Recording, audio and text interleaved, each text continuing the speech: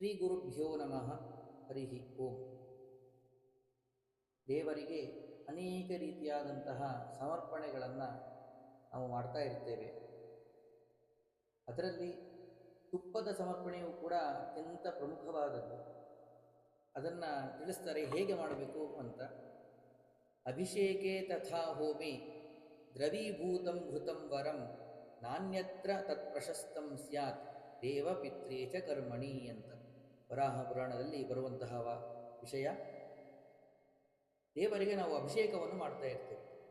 ಆ ತುಪ್ಪವನ್ನು ಅಭಿಷೇಕ ಮಾಡುವಾಗ ಗಟ್ಟಿ ಇಲ್ಲದೆ ಇರುವಂತಹ ನೀರಾಗಿರುವಂತಹ ತುಪ್ಪವನ್ನು ಅಭಿಷೇಕವನ್ನು ಮಾಡಬೇಕು. ಮತ್ತೆ ಹೋಮವನ್ನು ಮಾಡುವಾಗ ಅಷ್ಟೇ ಅತ್ಯಂತ ಗಟ್ಟಿಯಾಗಿರುವಂತಹ ತುಪ್ಪವನ್ನು ಉಪಯೋಗಿಸಬಾರ್ದು.